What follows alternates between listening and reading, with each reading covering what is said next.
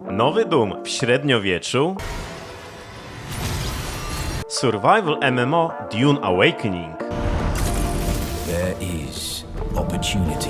Roadcraft, symulator maszyn z realistyczną fizyką, Or reinforced concrete to reconnect isolated areas. JDM Japanese Drift Master, coś dla fanów Kena Blocka i driftingu. Ja nazywam się Kikuć i zapraszam Cię do Premier Maja.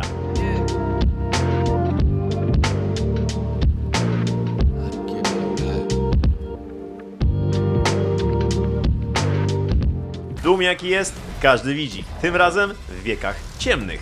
Zabieramy Slayera do średniowiecznego piekła, w którym to oczywiście będziemy anihilować kolejne zastępy demonów. Oprócz standardowych broni, tak jak Super Shotgun, dostaniemy również kulę z kolcami na łańcuchu, czy tarczę, która jest piłą maszynową. Grafika jak zwykle prześliczna, animacje mega dynamiczne, trup ściele się gęsto, a całości podkręca heavy metalowa, industrialna muzyka oraz ciężkie gitarowe riffy. Nie ma trybu sieciowego, wyłącznie kampania dla pojedynczego gracza. Doom The Dark Ages. 15 maja na PC-ty, PlayStation 5, Xboxa X i S. Nie mogę się doczekać. Co by było, gdyby Elden Ring miał mariaż z Fortnite'em? Może na przykład Elden Ring Night Rain, czyli najnowszy samodzielny tytuł z uniwersum Elden Ringa. Jest to spin-off co-op do 3 graczy, można grać solo, można grać w 3 graczy. Każdy ma kilka klas postaci do wyboru, własne umiejętności, styl gry, ale mamy synergię, dzięki którym będziemy mogli pokonać bossów każdego dnia. Mówię każdego dnia, ponieważ każda rozgrywka, każda sesja jest zaplanowana na 3 dni w grze. Pod koniec każdego dnia, po tym jak uzbieramy jakiś ekwipunek, pokonamy jakieś potworki, troszkę się usprawnimy, będzie walka z bossem. A trzeciego, finałowego dnia, w zasadzie w nocy, będzie finałowy boss do pokonania, najtrudniejszy. I teraz tak, postępy nie przenoszą się pomiędzy sesjami, natomiast będziemy zbierać takie relikty, które dają trwałe bonusy dla naszych postaci. Mapa jest generowana losowo, a minimapa wygląda trochę tak jak Fortnite, czyli w pewnym momencie pojawia się taki okrąg zwężający się coraz bardziej do środka, zmuszający nas, abyśmy pojedynkowali się z tym bossem. Mam trochę takie vibe'y Fortnite'owe, nawet Dead by Daylight. Pamiętam też, że Dying Light zrobił taką osobną grę w stylu Battle Royale i wyszło to im troszkę średnio, no ale przecież jest to Elden Ring. Więc sam jestem ciekawy, czy rzeczywiście taką trudną i skillową grę uda się przenieść na format koopowy i takich pojedynczych sesji. Elden Ring Night Rain dostępny 30 maja na PC, PlayStation 5 oraz Xboxa X i S. Lubicie Survival MMO? A Dune Franka Herberta? Zapraszam Was do tej zapowiedzi Dune Awakening. Jest to nowe MMO od twórców Conan Exile, więc zapowiada się całkiem solidna gierka. Jak przystało na każde MMO, mamy tutaj rozbudowany kreator postaci, rozbudowane drzewka umiejętności, tryb PvP, crafting, zbieractwo i budowanie baz.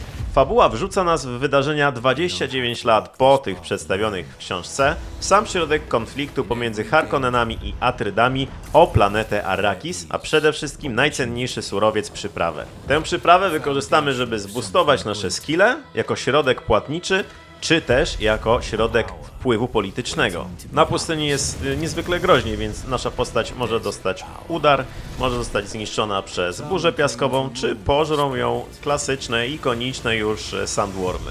Mamy kilka klas startowych, tak jak Trooper, Mentat czy Swordmaster. Oprócz potworów będą polowali na nas również pustynni Scavengersi i po pokonaniu ich oraz splądrowaniu ich baz zdobędziemy trochę materiałów do craftingu. Można grać solo, natomiast aby coś znaczyć na serwerze, trzeba będzie się zgrupować, żeby robić rajdy. Jeżeli twórcom uda się zapewnić endgame, to myślę, że może być to całkiem ciekawy survival MMO. Dune Awakening 20 maja na PC-ty. Sprawa jest mroczna, detektywie. Musisz odnaleźć zabójców swojego ojca i rozwikłać zagadkę jego śmierci. The Pressing to policyjna gra akcji sandbox, wyglądem przypominająca GTA 2, w której wcielimy się w policjanta w latach 80. w Averno City. Jest to wschodnie wybrzeże Stanów Zjednoczonych. Jako policjant będziemy prowadzić pościgi, strzelać się z bandytami, no a przede wszystkim starać się rozwikłać zagadkę śmierci naszego ojca. Będziemy podróżować z buta, radiowozem lub helikopterem. Na uwagę zasługuje cykl dnia i nocy oraz zmienne warunki pogodowe. Oprócz tego destrukcyjne otoczenie, kamera, rzut z góry. Wygląda to być może jak GTA 2, ale wyjdzie przed GTA 6. Mi się podoba ten noirowy, neonowy klimat, przede wszystkim gra świateł, muzyka, więc myślę, że może być to całkiem ciekawa, fabularna propozycja. The Pressing 13 maja na PC-ty PlayStation 5, Xbox X i S. Jeżeli tęsknicie do slasherów w stylu Devil May Cry czy Bajonety, posypanych motywami z Final Fantasy, to uważajcie na Lost Soul Aside. Jest to RPG akcji single player z nastawieniem na walkę. Będziemy parować, odskakiwać, unikać, rozwijać umiejętności broni, moc smoka areny. Przede wszystkim będziemy mierzyć się z wielkimi bossami, trudnymi przeciwnikami. Jak patrzymy na tę walkę, to jest mnóstwo efektów graficznych, tak przeładowana jak Devil May Cry. Lost Soul Aside 30 maja na PC-tach PlayStation 5 oraz Xbox X i S.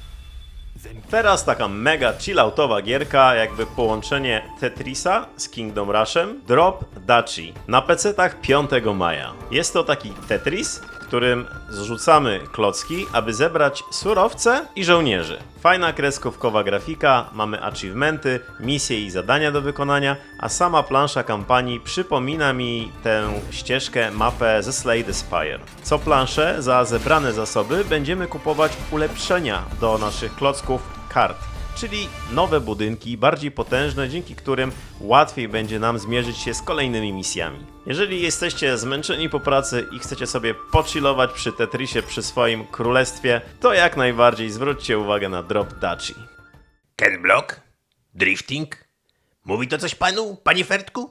JDM Japanese Drift Master to szczególna pozycja dla fanów szybkich aut i driftingu, osadzona w japońskich klimatach, nie tylko w japońskich neonowych miastach, ale również górskich przełęczach. To właśnie tam będziemy ścigać się i driftować autami, zyskując punkty i rywalizując z innymi. Jest to połączenie realizmu z arcade'em. Możemy tutaj podłączyć nie tylko klawiaturę, ale gamepada czy kierownicę z pedałami. Mamy otwarty świat, fabułę główną oraz sidequesty. Fabuła jest w formie takich mangowych komiksów, więc całkiem oryginalnie. Gra ma również licencjonowane auta jak Nissan, Mazda czy Subaru. Dorzućmy do tego jeszcze fajne stacje radiowe, bardzo ładną grafikę, fajne oświetlenie i może być z tego całkiem ciekawa propozycja, która przypomina Need for Speedy czy Fast and Furious Tokyo Drift. JDM Japanese Drift Master 21 maja.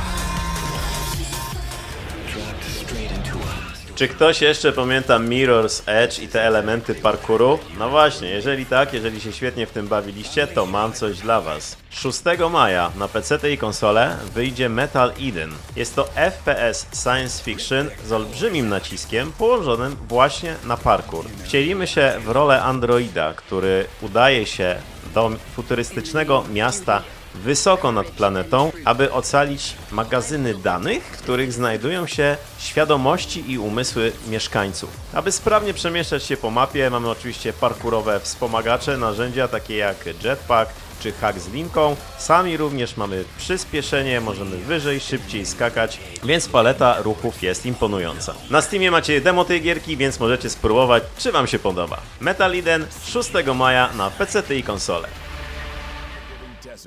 Świat po katastrofie sam się nie odbuduje. Wskakuj za kółko i do dzieła. Roadcraft od twórców SnowRunner. W tej grze jesteśmy właścicielem ponad 40 maszyn, gdzie musimy naprawiać skutki żywiołów i kataklizmów, takich jak powodzie, tajfuny, burze piaskowe czy trzęsienia ziemi. Akcja dzieje się na 8 wielkich mapach, więc na pewno będzie co robić. Gra ma bardzo ładną grafikę i mega realistyczną fizykę.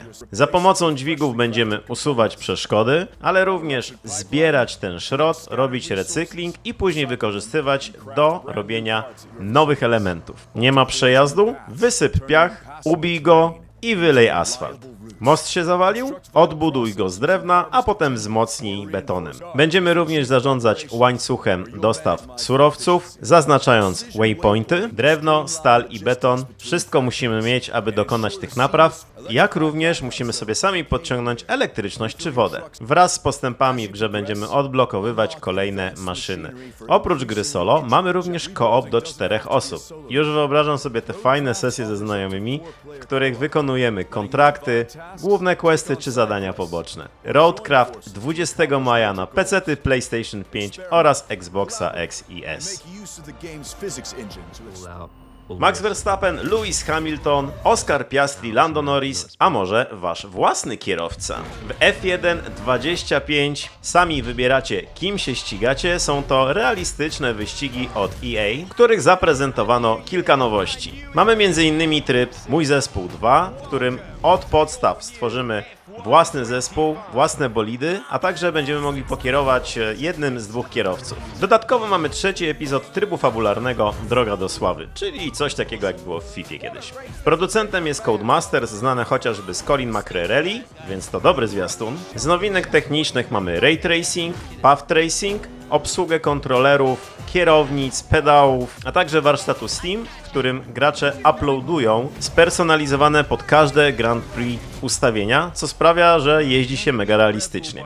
Jest crossplay pomiędzy PC-tami a konsolami i niestety to, co mnie boli, to monetyzowanie EA. Mamy miliard bonusów preorderowych, edycji limitowanych, no i oczywiście walutę w grze. Uważajcie, bo klawiatura i myszka nie są obsługiwane. Jeżeli jesteście fanami Formuły 1, no i macie sporo grosza na koncie do wydania, to może się zainteresujecie F1 25. Zadebiutuje 30 maja na PC, PlayStation 5, Xbox X i S. Chaos i absurdalne poczucie humoru. Tak można tę grę skwitować. Czy ktokolwiek z was pamięta jeszcze taką mega starą gierkę arkadową, może nawet była na automatach, Crazy Taxi? Deliver at all cost, bo o niej mowa, mega przypomina mi właśnie ten klimacik. Może się wydawać, że jest to gra dla sfrustrowanych kurierów, a także dla tych, którzy chcą po prostu zobaczyć, jak miasto płonie.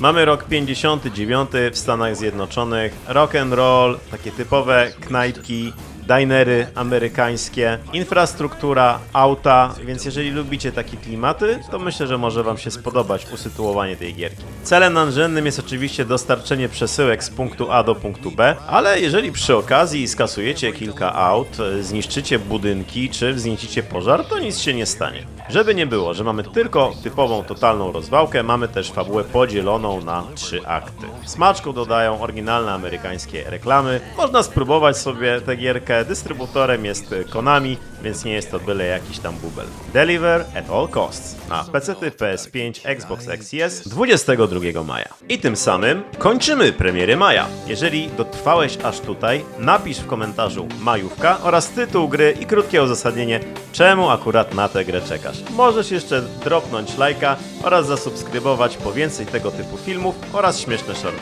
Dzięki za oglądanie i na razie.